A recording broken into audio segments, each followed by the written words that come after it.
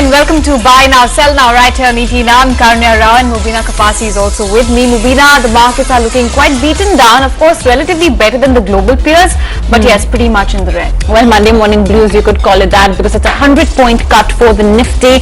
We are at 11,353 and the Sensex too has lost about 352 points. Broader markets, well, it's mixed cues because while the mid-cap index is relatively a little more resilient, the small-cap index is losing in excess of 1%. And you know, it's broad-based selling. I mean, all sectors actually have come under pressure. There's just the PSE index that's slightly holding out, but you know, across the board there is selling pressure. Starting off with realty today is a big loser. Metals and PSU banks as well are big-time losers. But here are the top headlines then at this hour. It's all about the Jet board meet, which is, as per sources, in London today, and it is going to be discussing the fate of Naresh Goyal and his wife as directors on the board. In fact, they are going to discuss Naresh Goyal and his wife stepping down. Today is an important day for the two, and of course this also suggests that lenders may infuse 1,500 crore rupees post Goyal's exit. The current CEO, Vinay Dubey, however, may stay on, and ex-SBI MD Vishwanathan could return on the board of directors. Meantime, watch out what's happening to Tata Motors in trade. Car prices are likely to zoom ahead once again. In fact, the company is mulling to hike their prices across categories by 25,000 rupees from April 1st. Do remember, this is the second time that the company is hiking their prices this year. Earlier one happened in the month of January, and rising costs and economic conditions are the key triggers for the price hike, according to what the company has to say. And meantime, the sector that's cracking big time is the metal index. In fact, the Nifty Metal Index is one of the top sectoral losers. Do remember the cues came in when the global metal stock strike from BHP Billiton to ArcelorMittal saw cuts coming in on Friday's trading session. SAIL, Hindalco are among the top drags, and additionally what's putting pressure is the fall in Chinese metal prices. Meanwhile, clean chit coming in for DRL. No Form 483 for R&D unit. Origin Discovery, this is a subsidiary of the company, and the unit that I'm talking about is based out of Miapur in Hyderabad. In fact, that's the reason, and also court has dismissed plaintiff's claims with regard to 17 out of 22 alleged misstatements. So a positive shot in the arm coming in for DRL. Meantime, it's a cautionary note from Morgan Stanley on housing finance companies. In fact, the brokerage firm sees structural issues at some of these large HFCs, of course, ex-HDFC Limited. The issue comes in as companies lack pricing power in the core product, and you can see stocks like Griha Finance falling today in trade. Inox, meanwhile, is on CLSA's radar. They maintain their buy rating, revise the target price to 365 rupees a piece. They say FY19 will see the highest ever organic screen additions. The focus on execution and premiumization clearly seems to be paying off, and that's why CLSA has given it a thumbs up. Well, there you have it. Those are the top headlines at this hour. But like we said, it is red across the screen, and it's broad-based losses really. The realty and the metal index are losing anywhere between 1.5% to 1.6%. PSU banks and FMCG as well are some of the top sectoral losers. From the Nifty, then, it's only OMCs that are a spot of green. You could perhaps attribute it to the fact that Brent prices have come off from the 2019 highs, though they are still at about 67. So HPCL, IOC, BPCL, all of them are in the green, and in fact, they're gaining more than 1%. Dr. Reddy's too, after that green chit, is higher by 1.2%, so not bad at all. And some of the few gainers, again, from the public sector enterprises space, like I said, that's the top sectoral gainer. So Coal India, ONGC, GAIL, as well as NTPC are among the few Nifty gainers. Losers list very long and mostly comprising metal names. So Hindalco, JSW Steel, Vedanta, Tata Steel are all among the top Nifty losers. IB Housing as well is losing, as is Bharti Infratel, Ultratech Cement, Tata Motors too. Remember, the additional news piece for Tata Motors is that 25,000 rupee price hike that the company has had to take in some of its cars. REC PFC, take a look at those stocks. Do remember, these stocks had been cracking for some time now, especially after that merger announcement. Today, however, they are attempting to bounce back a tad bit. So REC higher by 6% and PFC is higher by 4.5%. TTK Prestige 2 is gaining after the company announced that it is going to meet on the 29th of March for a bonus issue consideration. So that one's higher by 4.3%. some MNC names as well are gaining, like BASF India, that's as well higher in trade. Right, but what is the cynosure of all eyes today? Well, once again, it's Jet Airways and the all-important board meet. Nayanthara has been tracking the developments very closely. She joins us right now on the phone to update us on the latest. Nayanthara, important board meet, what could lie ahead? That's right, the board meet of Jet Airways is underway with the principal promoter and founder Naresh Goyal joining in from video conference. We are being told by our sources, the story we broke here at 8 a.m., that in all likelihood, Naresh Goyal, the founder of Jet Airways, will step down and resign today. An announcement will be made to this effect quite shortly. His wife Anita Goyal is also on the board. You're seeing she will also be resigning. The ouster of the Goyal family from an airline they founded 25 years ago, coming after all options were exhausted, after lenders got frustrated, didn't want to work with them. Neither did the other existing joint venture partner and equity partner, Etihad Airways. It's a crisis. Who is going to be stepping in? We are being told by our sources that Vinay Dubey, the existing CEO, will continue to stay on and charter the airline into safety zone. He's been convinced to stay on. There are a couple of names doing the rounds that lenders would want to see in the top leadership and the board. One of them is an old-timer who might be making a comeback at Jet Airways board. Srinivas Viswanathan, who was an ex-SBI MD and has been an independent director on the Jet board for nearly 3 years. The second gentleman, we know him very well, Mr. Janki Bala, ex-SBI chairman. He's been the commissioner for the CVC. His name's also doing the rounds. What about Etihad now? It has 24% stake. With Goyal's backing down, will Etihad stay on board? Sources indicating that yes, while they will not exit completely, Etihad in all likelihood will be diluting its stake. We don't know when, but it's going to be in the near future. Will it be today? Will it be in the days to come or the weeks to come? Is something that we're watching out for very closely. Etihad does have 2 board members. One of them will be stepping down. So this is an important churn that needs to take place to fly Jet Airways into the safety zone. The lenders didn't want to work with the Goyals. Etihad didn't want to work with the Goyals. So maybe once all of this takes place, the lenders will agree to an emergency equity infusion. They in all likelihood will be invoking all shares of Naresh Goyal, which could also therefore mean that is Jet going to become quasi-national? You're talking about the likes of SBI and PNB being the new promoters and the new big shareholders of Jet Airways. It's going to be up to them to find the new owner of Jet Airways.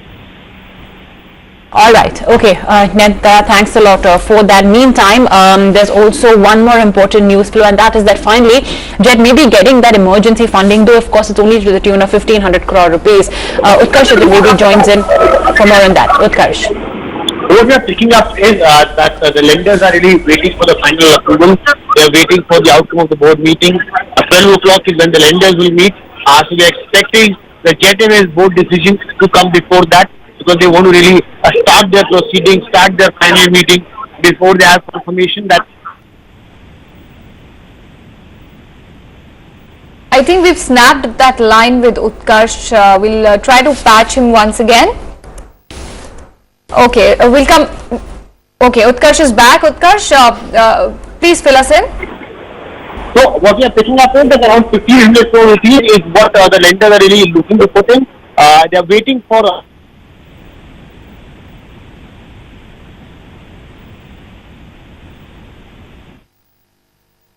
Got him on a bad line. We'll have to reconnect with Utkarsh to get us more details about this 1,500 crores worth of funding that seems to be likely to happen for Jet Airways. But for now, let's stick to another ET Now exclusive. Okay, before that, Shrikant Shetty is with us, so let's welcome him in on the board. He's the head of branch advisory of equities at Motilal Financial. Shrikant, hi, morning. Just want to get in your perspective on the markets. We're witnessing a fair amount of weakness today, and we've been seeing some on and off weakness in the last 1 week as well. What's your sense? Could it be a temporary aberration of sorts, or is the jitteriness likely to continue and likely to stay on all the way till the end of the election verdict?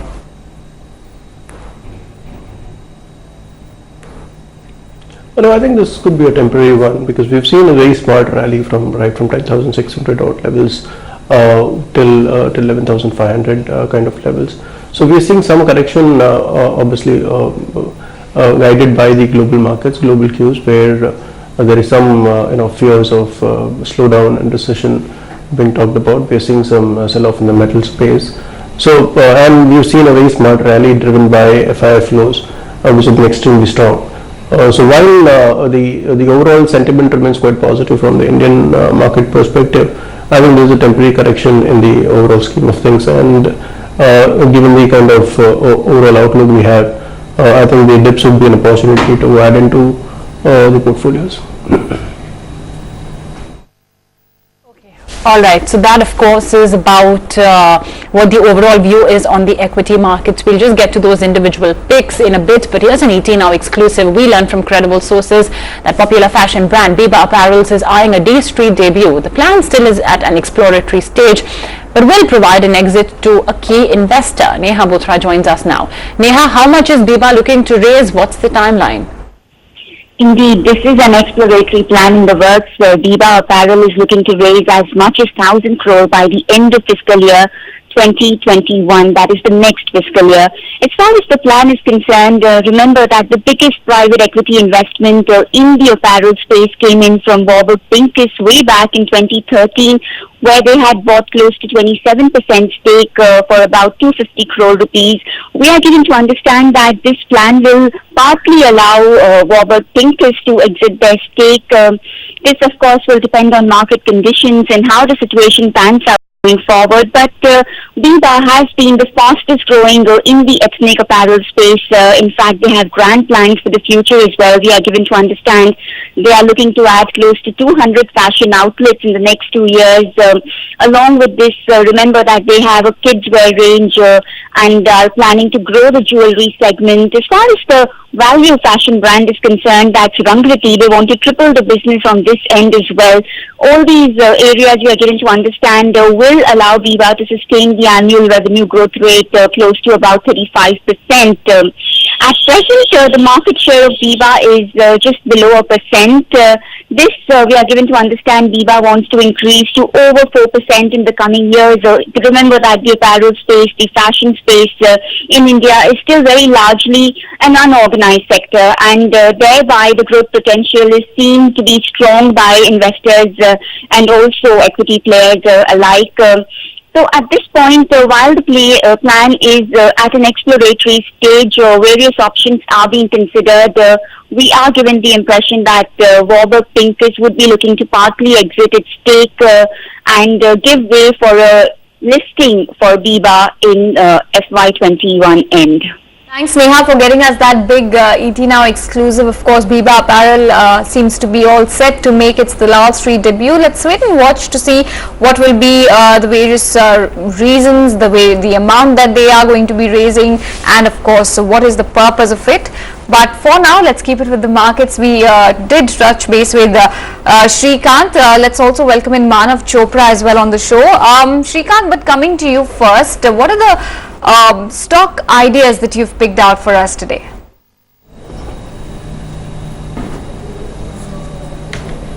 So a couple of ideas in the mid-cap space, one from the power space and one from the hotel space. We think the power space is beginning to see a better scenario going ahead. So in that space, we like Torrent Power, which is one of the better players in the among the private participants who are present in this space. So where growth is also coming back and valuations are quite reasonable. So Torrent Power is one of them, and the other is Indian Hotels, which is also making the right moves in an industry which is again seeing an improvement in demand supply, and the balance is getting stabilized, and we're expecting to see improved scenario for the hotel industry per se. So here they're taking cost measures, they're taking monetization of the land assets, they're focusing on improving the margins. So all these steps should help them post better numbers going ahead. So Indian Hotels and Torrent Power are two stocks we like in the mid-cap space. Okay, so those are some long-term wealth creation ideas. Manav Chopra as well joins in now from Indiabulls Ventures. Manav, good morning. Thanks for joining in. Let's talk about individual stocks then. What is it that looks good for a strategy that traders could execute? See, at the current levels, we like Jubilant Food. In fact, the stock has been a very good outperformer recently, and the prices have witnessed a series of high tops and bottom, and most importantly, every high has witnessed good volume traction. So I sense the current momentum looks very good, even though the markets are showing some short-term weakness. It's important to have stocks allocated in such sectors, because these stocks will definitely act some sort of a bellwether, at least for a couple of weeks going ahead. So even at the current levels, it provides a good risk reward ratio. For 1410 on the lower side is a stop loss. We expect higher targets of 1520 in the near term perspective. The second stock that I like is Canfin Homes. In fact, the stock, after a good series of decline, has seen a very good bounce from its deep oversold levels, and it has confirmed a medium term trend reversal. So any short term dip or a correction into the stock would be a very good opportunity to add long positions, for a simple reason that the momentum is looking quite positive, at least for next couple of weeks, and the stock has important support around the levels of 310. A stop loss of 305 can be placed for an upside target of 360.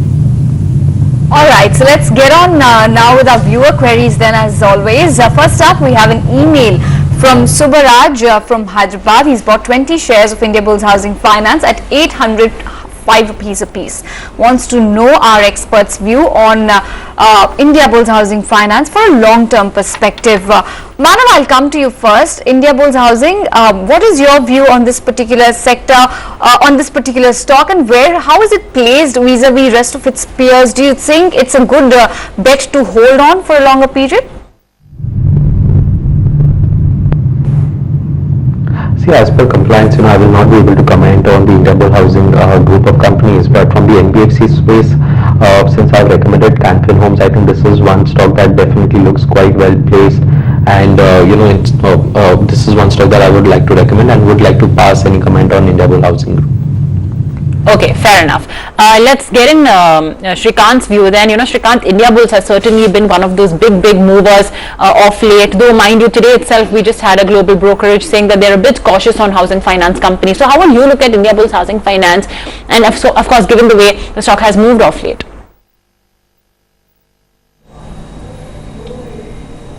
So if you look at the entire NBFC space, the housing finance looks to be the most troubled space. If you look at where there is a long-term financing being done by a short-term paper, so I think that concern is going to remain in the short term for NBFCs who are into housing finance. So that is a space which probably where the uncertainty is going to remain. Among them, if Indiabulls Housing has done well historically and they've been aggressive in terms of growth. They've clearly said that the growth will be hit to some extent, and there is a case for growth slowdown there. So given that scenario, one would prefer to be into stocks like LIC Housing Finance, especially NBFCs which are able to raise funds in this environment where liquidity could be an issue. So one would want to be with kind of NBFCs where liquidity, they will be able to raise liquidity or have strong parentage. So LIC Housing Finance would be a preferred one in this space. Okay, so instead of an Indiabulls, it's actually LIC Housing Finance that maybe Shrikant would prefer a bit more. Okay, next up we have Parveen Puri from Jabalpur, who's joining us live on the phone line. Parveen, hi, good morning. Thanks for calling in. Now I understand you have two stocks that you would like to ask our experts questions on, but let's start off with the first stock. Okay, good morning to you. My first question is regarding Rallis. I hold 400 shares at 171 average. Willing to hold for a long time. What should be done? Should I hold on? The rate is around 160 today. Or should I add more, average out? Okay, all right. So let's get that question answered then. Do remember, Rallis India at this point of time is in the midst of a capex. It's almost 800 crores that they want to invest in brownfield. They want to add new molecules. They are expanding distribution network. They are expanding their products basket as well. So all of this is something that that perhaps investors could keep their eye out on, because do remember that Rallis has been losing market share as well for the last couple of years. And the stock price, of course, is down to 160 rupees. Manav, let's talk about your view then, the way the stock has moved off late, and of course our viewer as well is sitting on a loss. What would you advise? See, see, the prices have actually declined from its peak of 290 and it's kind of consolidating around the levels of 140, 150. And if you look at the long-term charts, 140, 150 has been an important monthly support. And I sense I don't see prices going much below from those levels. In fact, since the prices are bouncing from its deep oversold level, there is a high possibility we could see a swift rally towards 200. I sense this could be a good level where someone could look to average. Overall, it's a hold from my side, and eventually I expect the targets of 210 to be achieved in the medium term to long term perspective. You seem to have another query regarding First Source. Could you tell us what's the quantum of shares you've bought and at what price? I have 400 shares of First Source Solution also. Okay. Bought at 49.60. The share is hanging on around 46, not moving much from that. Just showed a move, I think, day before yesterday a little bit. Same question again, can hold for a year. I had bought it actually with on one of your advisors on a target of around 55. So what is the future? Should I hold on, add, get out, do what? All right. Manav, coming on First Source, what is your view? Right now he's sitting on some, slim losses at this point in time, but do you think holding on to it over a longer period might yield good returns? Yes, in fact, the prices are kind of consolidating near its long-term averages, and most importantly, the recent rise that we've seen in FSL has been backed by good volumes. There has been also good delivery volumes that we have witnessed recently. I sense this stock would likely consolidate it at least for next couple of weeks or months. It is trying to form a base after a good series of decline. The important resistance is close to the levels of 50-51. So once if the stock manages to exceed that, eventually the stock would confirm a medium-term trend reversal, and I expect a move towards the 60 and 65 on the upside. So for now, I think he should definitely hold on to the stock and expect a little bit of consolidation. 42 and 43 are the important support levels, and I sense it could hold in the near-term perspective. Okay, so there you have it. It's a hold call coming in on First Source Solutions. Now let's get in a fundamental perspective as well. Shrikant, do you like First Source?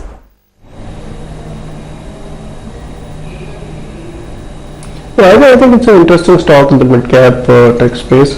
So what has happened is that since in the last few years, the company essentially has been focusing on repaying the debt. So essential cash flows have all gone towards repayment of debt. Now the company is debt-free, and since it has been taken over, the focus has been on making it a debt-free company. So now it is debt-free, and I think the focus now will shift from maintaining the business to growing the business. So I think that should potentially re-rate, has the potential to re-rate the stock as we start seeing more focus on growth, steps being taken towards growth, and of course the cash flows getting returned to shareholders also in the form of dividends or something of that kind. So we should see a better time for FSL going ahead, and valuations are quite attractive at these levels. So one can hold on to it.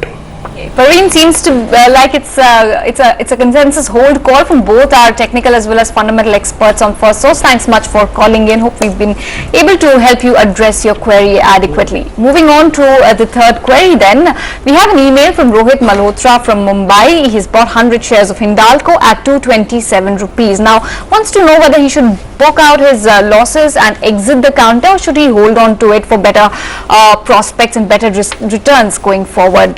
Shrikant, I'll come to you on Hindalco. If you look at the charts, it has, while it has seen a decent amount of recovery from the lows of February, the viewer here is still making a tad bit of losses currently. Do you believe going forward there are good chances that he could actually benefit from holding on to it?